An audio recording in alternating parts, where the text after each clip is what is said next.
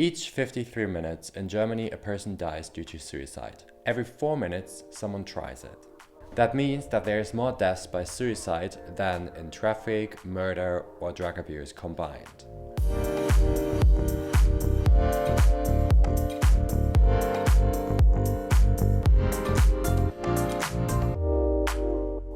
Hi and welcome back to my show On Air with Ocean. Today we're having a special episode. We are talking about suicide prevention, and that is why I have the wonderful Ryan Stecken here with me today. Hi Ryan. Hi Ocean. Thank you for being here. It's a really important topic, and we have to talk about it, and we're publishing this episode on Suicide Prevention Day, and this is why it's online now. Here are some facts about it. Each 53 minutes in Germany, a person dies due to suicide. Every 4 minutes, someone tries it. That means that there is more deaths by suicide than in traffic, murder, or drug abuse combined. It is the second highest reason for death in the group of 15 to 25-year-old people. And when someone takes their life, that leaves around 6 people which don't know how to continue their life because someone just took their own life. Ryan, you are here today because you are pretty open to talk about it. First of all, thank you for doing this. You have had unfortunately experiences with someone who took their life. Yes, one of my closest friends, who's also my drag mother, took their life 5 or 6 years ago. And that was the first time. I mean, existing in the queer community, you hear a lot about people taking their lives, like on Facebook, and it's like over like several other people. It's not people that you like really know yourself or like somebody that's close to your heart. And this was the first time I experienced that kind of a loss with somebody that was very dear to my heart. Yeah. And the thing is, living in the queer community, you have more depressive friends than you have non-depressive friends.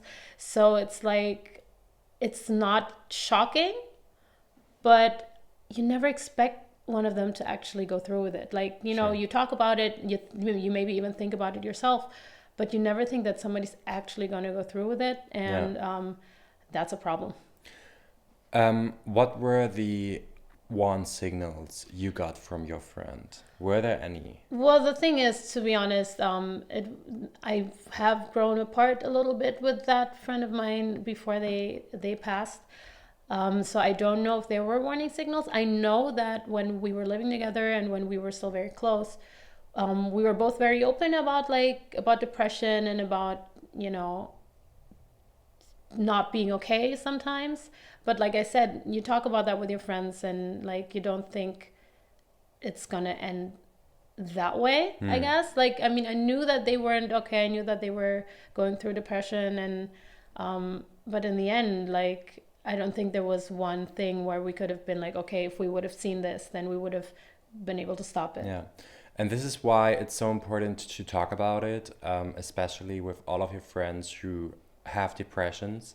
Even if you have 20 friends which have depressions, but when you talk to them, be open and say, hey, I know you're going to have depression right now, but I just want to be sure, are you okay? Do you have thoughts about suicide? And even when a person is just joking about it and being like, oh, I want to die. I do that a lot. So my friends and I do that a lot. But the thing is, there's an underlying truth there. Yes. That you can't overlook. It's important to talk about it because even today, it's still such a taboo. And like mental health in general is such a taboo because people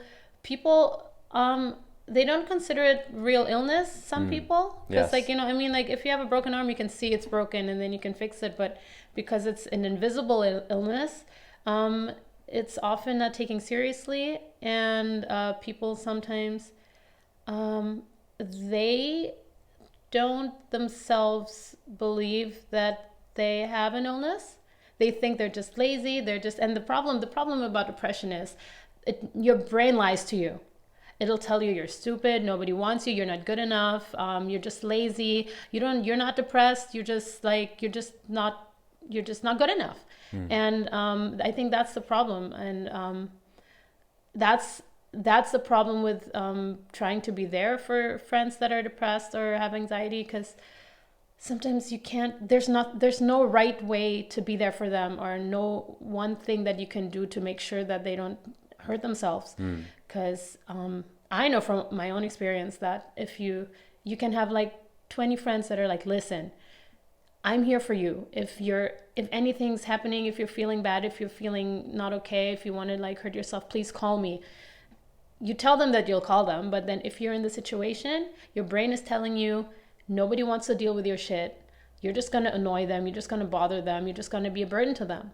So like if something happens, you can't blame yourself as a friend, and all you can do is just keep reassuring them that you're there for them. Yeah. And keep checking in with them. If like, sometimes you have friends that they just kind of isolate, and just message them, hey, are you okay? And you can tell them, listen, you don't need to talk to me. You don't need to really respond. Just like send me like an emoji or like a dot or something, just to show me that you're like alive.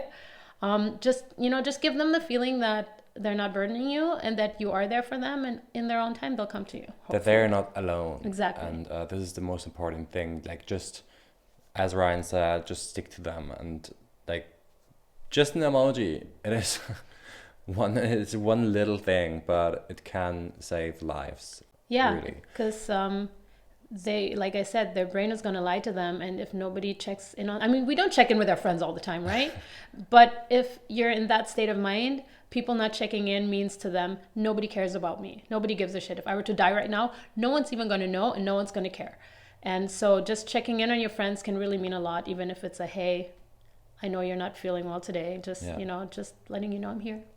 We all had a situation, all the queer people had a situation that we had to out ourselves someone. How can we know that an outing is not a bad thing when no one's talking about that with us?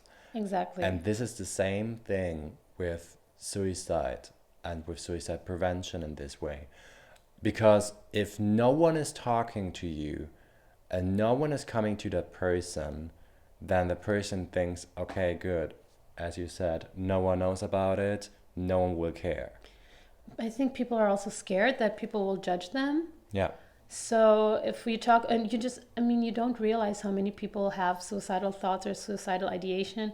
And talking about it really helps. And even just, I have, like I said, we all have, especially in the queer community, a lot of friends who are going through stuff, and going through depression and anxiety and all that. Yeah. And our group of friends has recently started to actually really voice out when they're not okay. Just, hey guys, I'm not okay right now. I don't need you to like come over or anything. Just so you know that I'm not feeling well today. Yeah. And that just, people are learning to talk about it and to be open about it. And there's a lot of understanding there. And then when you don't feel alone, that helps a great deal. Also a thing with social media in this case, in every case, when you see someone posting about saying, I'm not okay right now, or I'm going, this was a fucking day, I don't know, whatever, it can help so much that even if you don't know the person, just text the person, be like, hey, I just want to let you know, if you want to talk, let me know, please. Next day will be better and whatever, and give them a little bit strength. Yeah, it can mean a lot. Yeah, even if you don't know the person. But what's also important is to check up on your friends that seem okay, because people that are depressed are very good at pretending that they're fine. Yes. Because they may have years of practice. They might be going through this for 10 years, 20 years, and no one's ever noticed. And you have to check up on everyone, because you don't know how people are feeling on the inside. You don't know what they're going through. So don't forget to check up on the people, because a lot of people that kill themselves or that take their own lives, people didn't expect it. People said they were always the life of the party. They were always happy. They were always making jokes. Everyone was always relying on them for a laugh. People do that to overcompensate. So yeah, and then you reflect the jokes and think, oh, these jokes were about suicide. Why didn't I wake up? It can be like that too, because like there's a lot of people who died due to suicide, which were talking about suicide right before. Like talking about, oh, I'm going to take my life, or making jokes about it, or whatever. And this is why people always, a lot of people say, like, oh, the person was so happy always. The person is talking about it. Like 80% of the suicide deaths were announced before. And this is one fact which is so important, because you really not just have to reach out to people, you also have to listen to people and to think like, oh my God, that person just said a joke about suicide or just said something about suicide.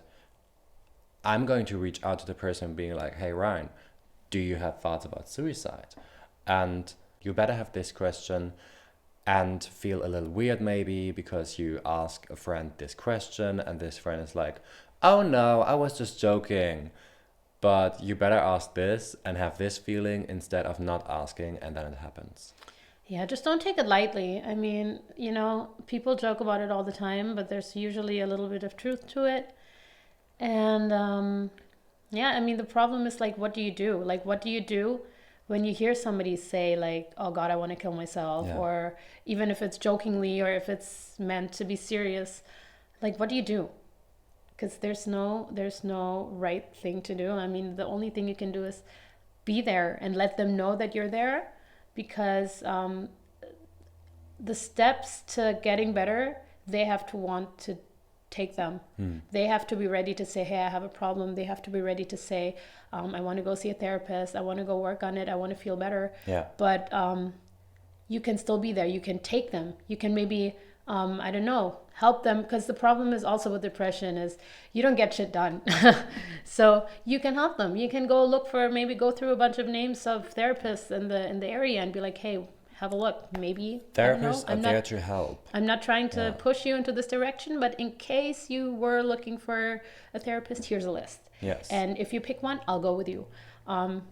Just making the steps easier for them can go a long way. And if you don't want to talk with your friends about it and you have depression or have thoughts about suicide, please check about the therapist in your area. It is not like saying you have to go to a therapist, but a therapist can help you. There's nothing wrong with going to therapy. Definitely. I'm in therapy since 2.5 years. I'm not, but I probably should. No, but seriously, there's nothing wrong with going to therapy. It's like such an antiquated way of thinking that people that go to therapy are crazy or whatever. There's something wrong with them. There's nothing wrong with you.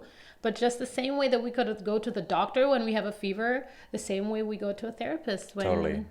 When you're not mentally healthy. So there are a bunch of typical warning signals that you might want to look out for if your friends are suffering from depression or suicidal ideation, which are isolation, mood swings, lack of hygiene, change in appearance, losing weight, gaining weight, all that kind of stuff. But those are usually just signs of depression. But one of the warning signs of suicide that is, I don't know if it's talked about a lot, is that once they've decided, they suddenly are in a very good mood. They're having fun. Maybe they'll go out. Maybe they'll go go out to a party or whatever, because probably they have made peace. They know they don't have to suffer anymore. And that's definitely a big red flag that you might want to look out for. That's from what I hear. I wasn't there, but from what I hear, that's what happened with my friend. They were in a really good mood the night before. They were super outgoing, hanging out with their friends. And that is definitely one thing to look out for. It's the change of the mood, is it? It's not like it's like you're sudden, always, they're usually kind of gloomy and depressed, and then from like one day to the next they're suddenly like, hey, everything's great. It's like just the changing of the moods in general. Like if it's always a happy person, and from one day to another it's a super sad person, then of course it's the same thing, of course. Yeah, I mean, that's always a warning sign if something happens abruptly. But what's also, I think, important for the people that remain behind, I mean, I'm going to start crying. No, but it's like you don't know what you're leaving behind. You think nobody cares about you, but you just leave like a you just leave such a mess behind with people that don't know how they're gonna go on without you. And I don't know, a lot of people don't realize how precious they are to other people. So tell them, I mean, it's so simple, but tell your friends that you love them. Yes, please do. You are precious. Every one of you who is watching is precious.